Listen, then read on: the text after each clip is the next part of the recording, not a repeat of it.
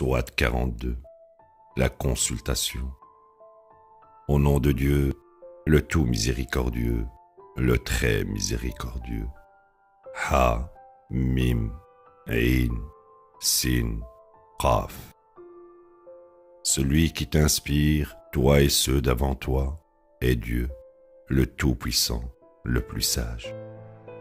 À lui appartient tout dans les cieux et tout sur terre, et il est le plus haut, le plus grand.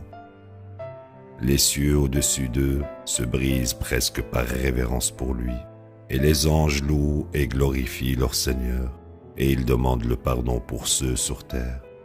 Absolument, Dieu est le pardonneur, le très miséricordieux. Ceux qui érigent d'autres seigneurs à côté de lui, Dieu est celui qui s'occupe d'eux, tu n'es pas leur avocat. Nous te révélons ainsi un Coran arabe pour avertir la communauté centrale et toutes celles autour d'elle, et pour avertir au sujet du jour de la convocation qui est inévitable. Certains finiront au paradis et certains en enfer. Si Dieu avait voulu, il aurait pu faire d'eux une communauté, mais il rachète dans sa miséricorde quiconque il veut. Quant aux transgresseurs, ils n'ont aucun maître ni aide. Ont-ils trouvé d'autres seigneurs à côté de lui? Dieu est le seul Seigneur et Maître. Il est celui qui ressuscite les morts et il est celui qui est omnipotent. Si vous contestez la moindre partie de ce message, le jugement pour avoir fait ceci est avec Dieu. Tel est Dieu mon Seigneur. En lui j'ai confiance et à lui je me soumets. Initiateur des cieux et de la terre, il a créé pour vous de parmi vous-même des époux et aussi pour les animaux. Il vous procure ainsi le moyen de vous multiplier. Il n'y a rien qui l'égale. Il est l'entendant, le voyant. À lui appartient le contrôle absolu des cieux et de la terre. Il est celui qui augmente les provisions pour quiconque il veut ou les réduit. Il est pleinement conscient de toutes choses. Il a décrété pour vous la même religion décrétée pour Noé, et ce que nous t'avons inspiré, et ce que nous avons décrété pour Abraham, Moïse et Jésus. Vous vous conformerez à cette seule religion et ne la divisez pas. Les adorateurs d'idoles supporteront très mal ce que tu les invites à faire. Dieu rachète à lui quiconque il veut. Il ne guide vers lui que ceux qui se soumettent totalement. Ironiquement, ils ne se sont fractionnés en sectes qu'après que la connaissance leur soit parvenue, à cause de la jalousie et du ressentiment entre eux-mêmes. Si ce n'était pas à cause d'une décision prédéterminée de ton Seigneur de leur accorder un sursis pendant une période définie, ils auraient été jugés immédiatement. En vérité, les dernières générations qui ont hérité de l'Écriture sont pleins de doutes.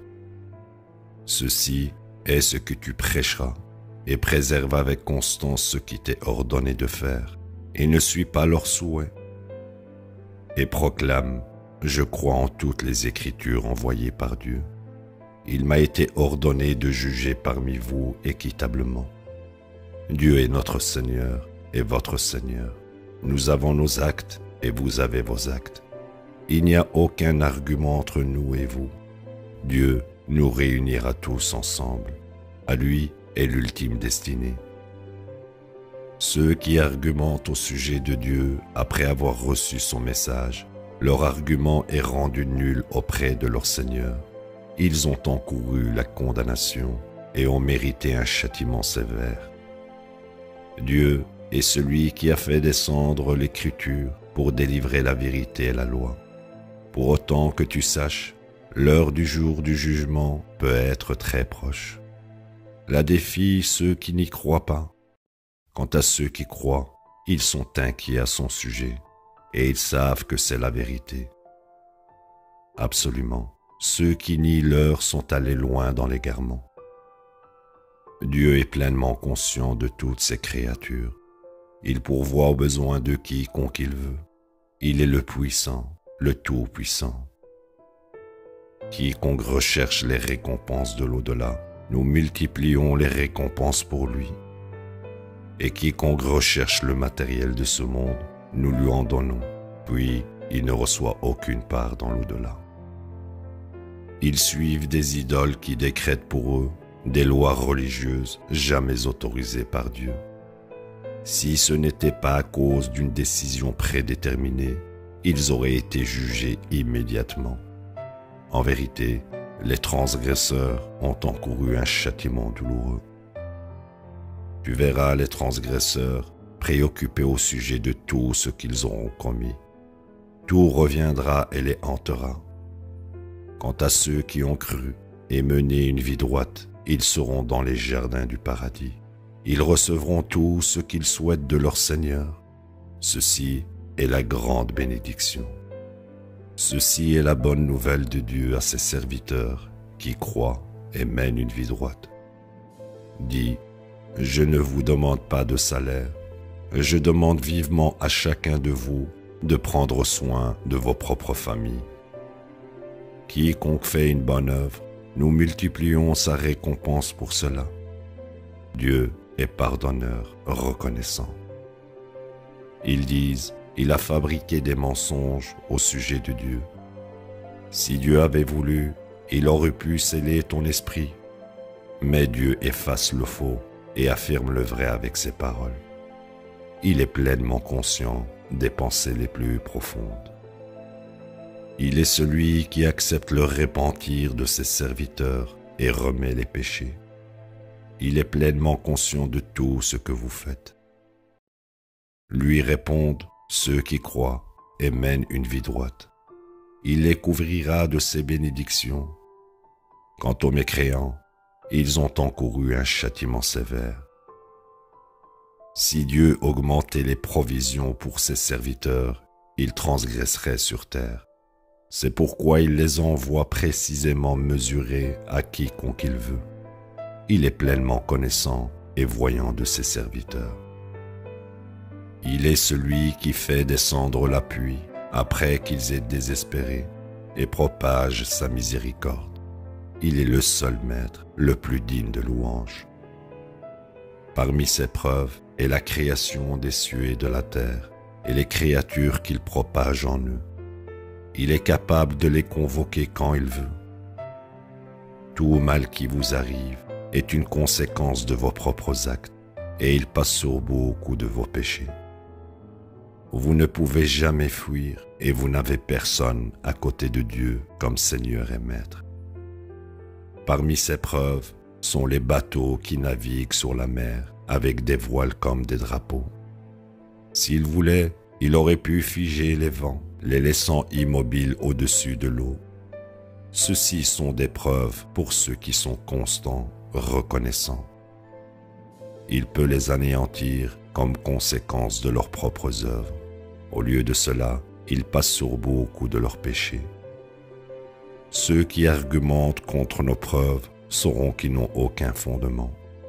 Quoi que ce soit qui vous est donné n'est rien de plus que le matériel temporaire de cette vie. Ce que Dieu possède est de loin meilleur et éternel pour ceux qui croient et ont confiance en leur Seigneur. Ils évitent les péchés graves et le vice, et quand ils se sont mis en colère, ils pardonnent. Ils répondent à leur Seigneur en observant les prières de contact.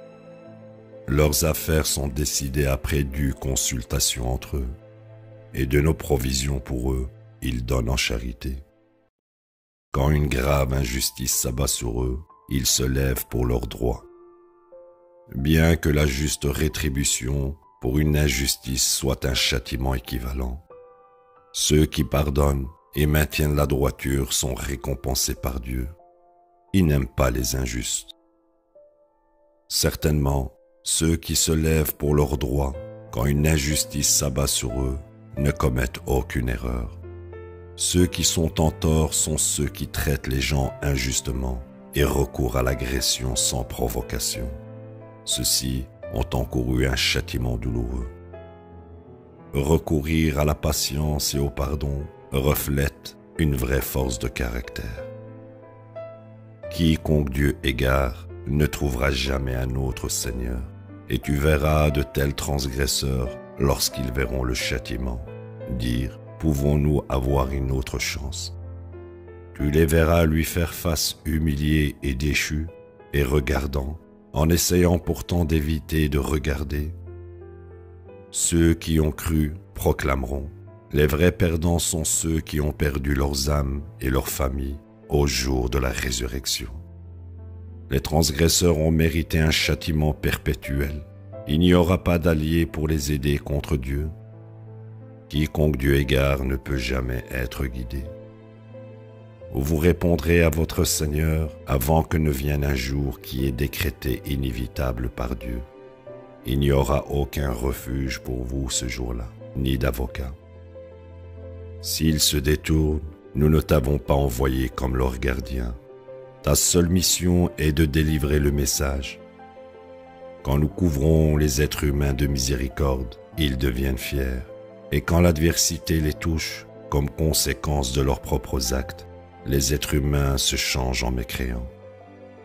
À Dieu appartient la souveraineté des cieux et de la terre. Il crée tout ce qu'il veut, donnant des filles à quiconque il veut, et donnant des fils à quiconque il veut. Ou il peut faire que les hommes et les femmes se marient, puis rendre quiconque il veut stérile. Il est omniscient, l'omnipotent. Aucun être humain ne peut communiquer avec Dieu, excepté à travers l'inspiration, ou de derrière une barrière, ou par l'envoi d'un messager, à travers lequel il révèle ce qu'il veut. Il est le plus haut, le plus sage. Ainsi, nous t'avons inspiré une révélation proclamant nos commandements. Tu n'avais aucune idée de l'écriture ou de la foi. Pourtant, nous avons fait de ceci une lumière pour guider quiconque nous choisissons d'entre nos serviteurs. Sûrement, tu guides dans un droit chemin, le chemin de Dieu, à qui appartient tout dans les cieux et tout sur terre. Absolument, toutes les affaires sont contrôlées par Dieu. La ilaha illallah.